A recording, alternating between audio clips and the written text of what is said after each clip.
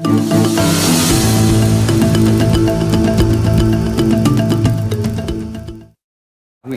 kembali bersama kami di Saling Silam membahas mengenai DPR dan Golkar yang disandera oleh Novanto. Silakan, mungkin dari Bang Khalid mau memberikan tanggapan tadi. Baik, Romo, saya baru mendengar ada aturan MPR yang berkaitan dengan etika. Mungkin nanti saya pelajari dan teman-teman juga harus pelajari. Tentu saja terkait etika, kader Golkar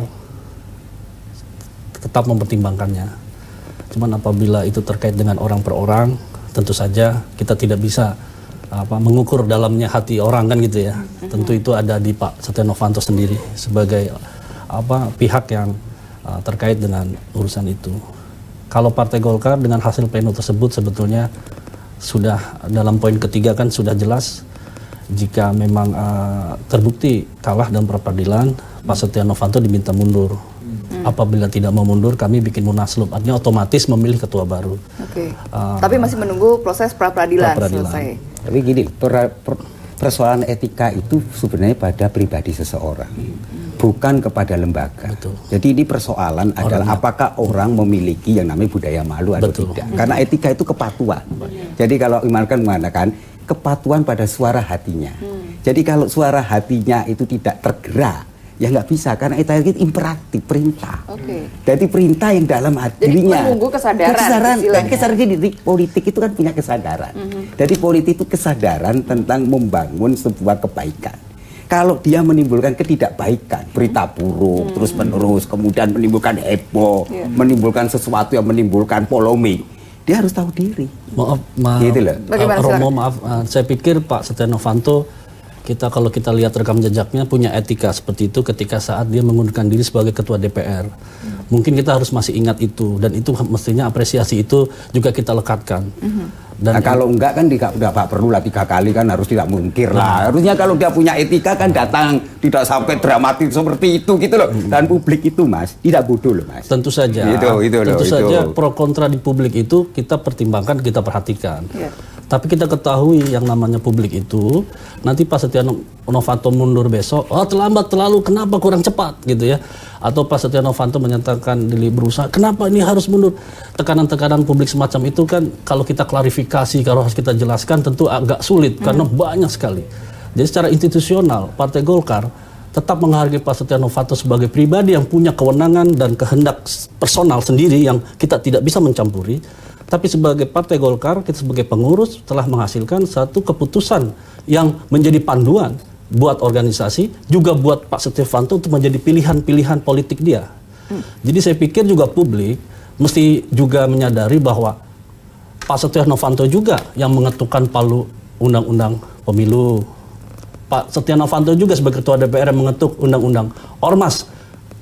Dan Pak Setia Novanto juga yang mengetuk tax amnesty. Saya pikir prestasi-prestasi kelembagaan yang dimiliki Pak Setia Novanto, masyarakat juga harus terbuka. Itu yang menjadi pertimbangan dari Golkar sehingga tidak menyarankan misalnya secara bukan, maksud saya kita berimbang bahwa orang punya kelebihan, orang punya prestasi, orang punya kedudukan, kita harus acungkan jempol. Tapi orang punya kesalahan, silahkan dikritik, gitu loh. Ini pihak-pihak publik, pengamat kadang-kadang suka mengeneralisir dan lupa kemudian jump to the conclusion pakai emosional, irasional. Dan kita susah menjelaskan kalau udah irasional dan emosional. Kalau dalam ide berbeda dengan orang yang menyundingi etika.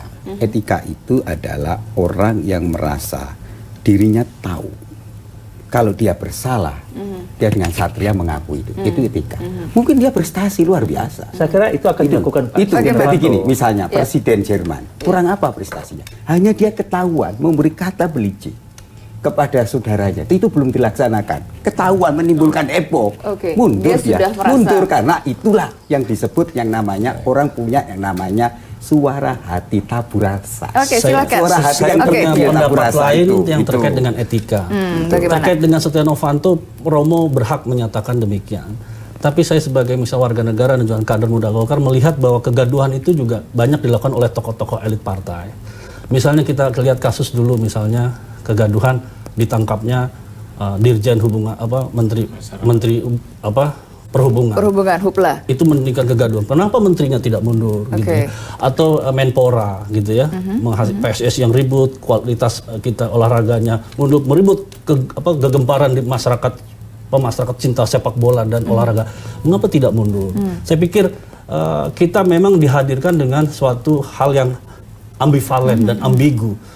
Kita mengambil satu kesimpulan, pada kesimpulan yang lain kita pakai, tapi untuk yang lain kita tidak pakai.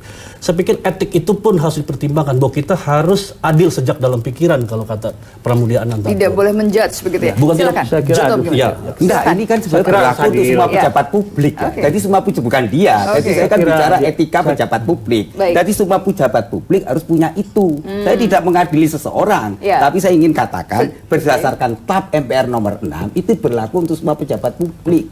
Nah, itu harus jadikan acuan gitu. Ya? Betul undang-undangnya.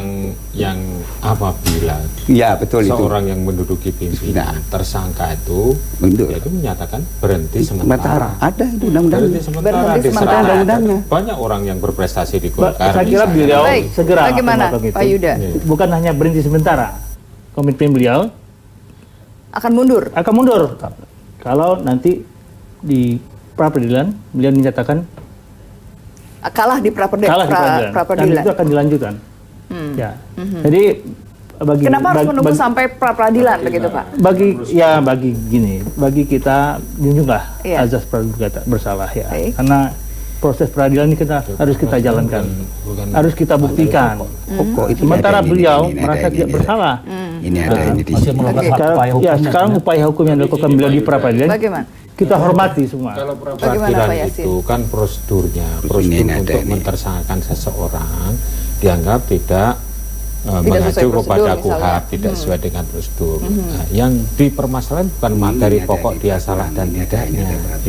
Kalau salah dan tidaknya dia taat kepada hukum, proses hukum yang ada di KPK itu sampai kepada sidang pengadilan tipikor. Tapi pra-peradilan kan satu proses hukum, Pak. Iya, proses hukum, tapi itu prosedur. Harus kita hormati karena itu langkah itu salah satu yang tersedia yang bisa beliau lakukan, beliau gunakan sebagai upaya hukum dalam mendapatkan keadilan. Peraturan pemerintah nomor 7 tahun 2015 tentang organisasi ini, tentang semua di bawah pejabat itu dikatakan kalau sudah dia tersangka maka dia juga suruh mundur. Ada ini aturannya. Jadi ada, tapi gini loh, ini persoalan.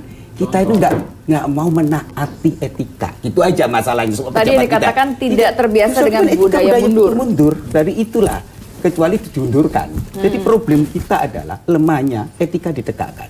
Kalau etika tidak menjadi acuan cara berpikir bertindak benar, kacau lah. Politik tanpa etika seperti ini. Ini yang disebut banalisme.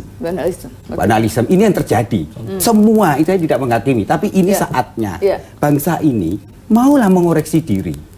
Jadi loh, kalau kita mau tahun 55 elitnya beretika. Mereka jiwanya luar biasa. Hanya persoalan kecil aja. Ini kita langsung tanyakan pada politisi muda. Itu saja. Ini menjadi pelajaran yang sangat berharga buat saya pribadi sebagai kader muda, baik apa yang sudah terjadi dan tentu saja menerima segala masukan dan kritikan baik yang normatif, yang proporsional maupun yang tidak personal. Dan buat kami, saya Golkar menerima konsekuensi. Tadi kayak ketakutan misalnya elektabilitas turun, akan berkurang suaranya. Tapi kita masih yakin, masih optimis, kita memiliki waktu yang cukup untuk membalikan situasi. Dan situasi ini saya yakin kita akan move on menjadi lebih optimis lagi. Bagaimana kalau ternyata tidak cukup waktunya? Karena mungkin publik sudah melihat ini, waduh, tercoreng begitu. Saya tidak terlalu khawatir karena politik di Indonesia itu dinamikanya sangat luar biasa cepat. Besok ada isu lain lagi, publik akan beralih lagi gitu. Dan Golkar punya kesempatan, saya pikir pleno kemarin adalah pleno yang menyatukan kita pada satu kesadaran bahwa ini kita harus melakukan pembaharuan dan masukan-masukan dari publik, khususnya misalnya Romo tentang etik tentu akan kita pertimbangkan. Dan dalam Rapimnas dan Munaslup yang akan datang tentu akan kita usulkan.